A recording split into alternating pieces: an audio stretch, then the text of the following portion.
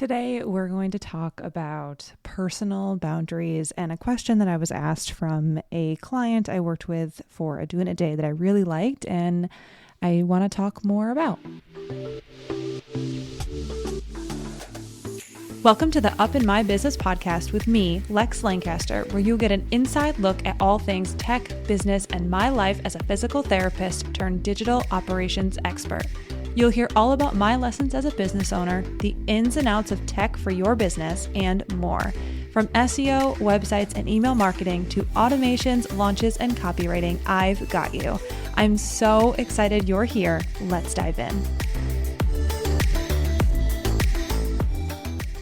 Today's episode is brought to you by Jane, a clinic management software and EMR. Now, we all know that choosing the right EMR can feel a bit overwhelming, especially when you're just starting out. You're trying to juggle both your practice needs and your budget, and that's not always the easiest combo.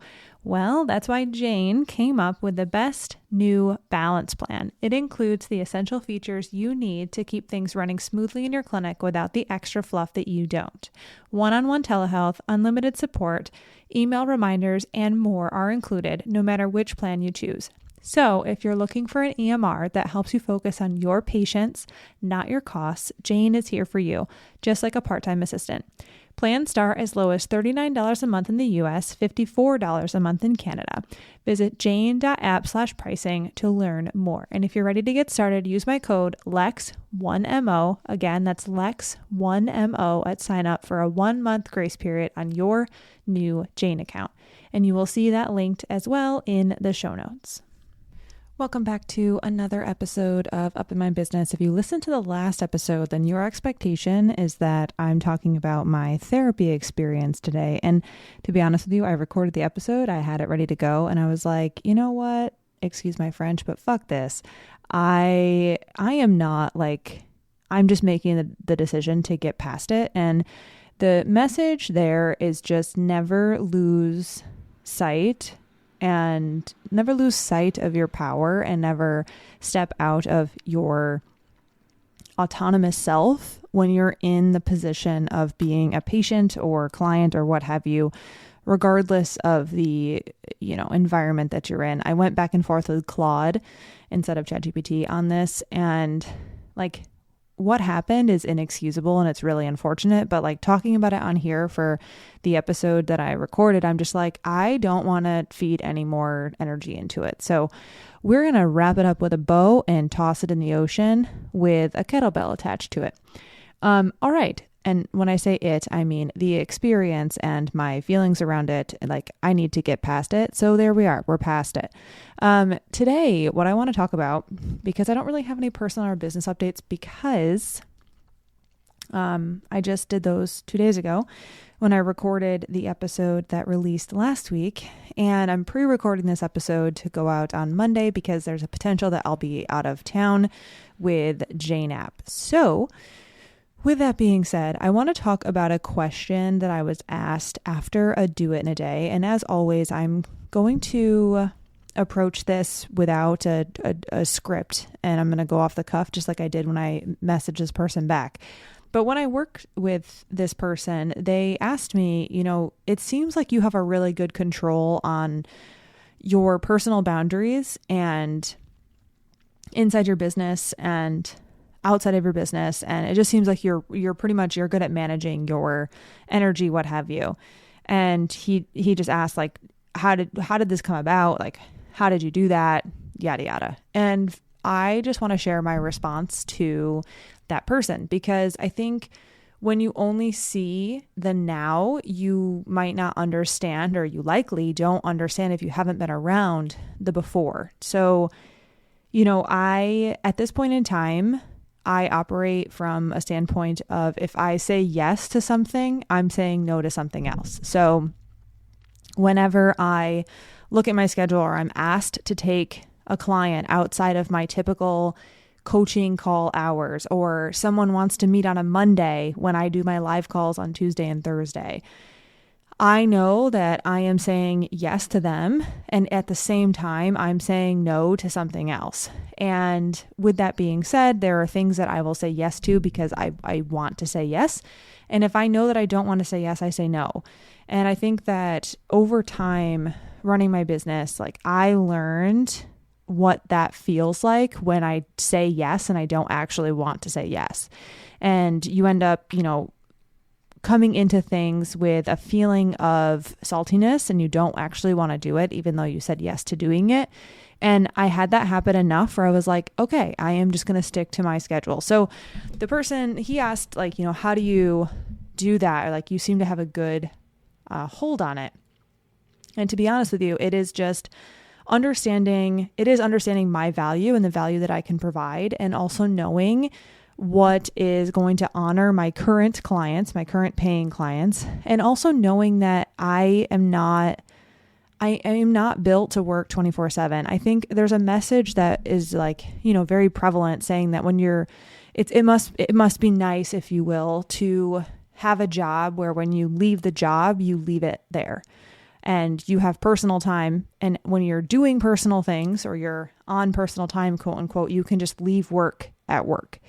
And I think it's kind of, I understand like on Instagram, I can't really separate it because my personal, when I'm just like scrolling Instagram for enjoyment, it does sometimes feel like I'm working.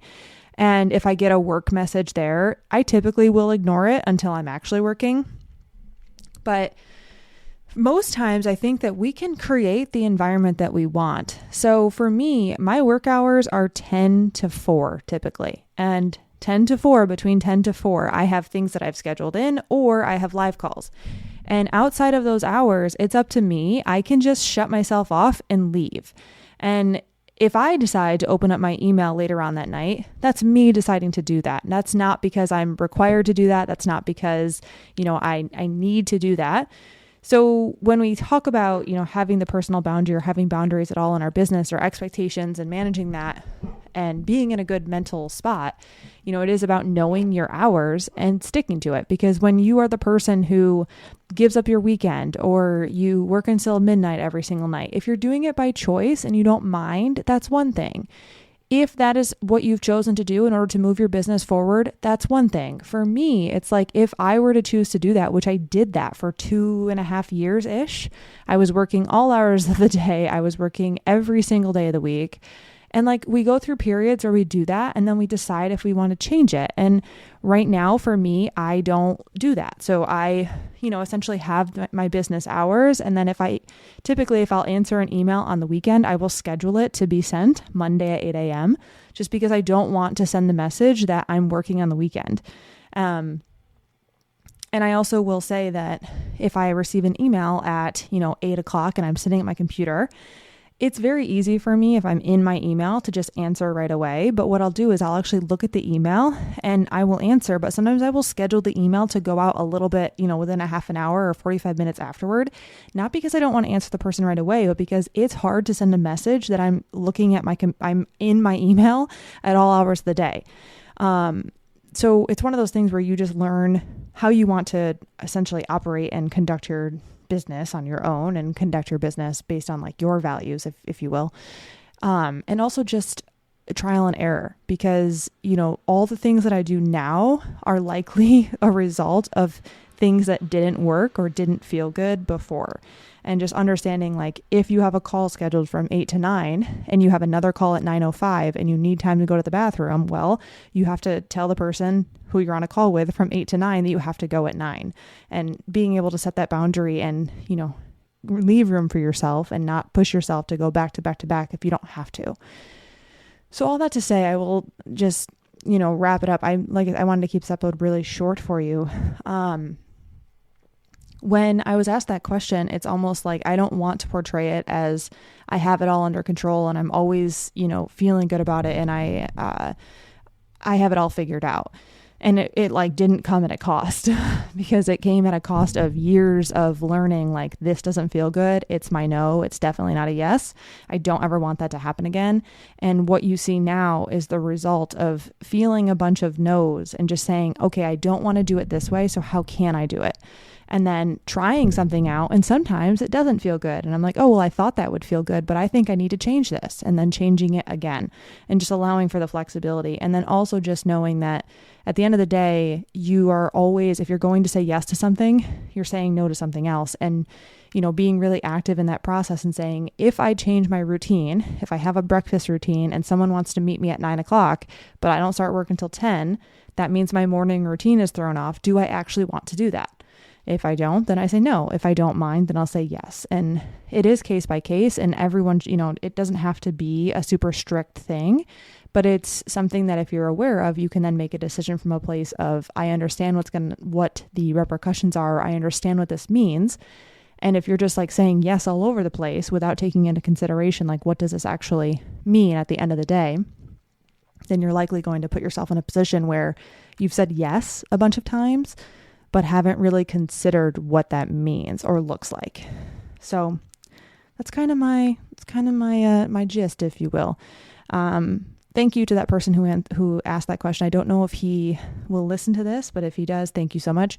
I appreciate you asking. And if you have questions about that, I'm happy to talk as well. And as always, if you have podcast topic requests, please shoot them over. I'd love to record something for you.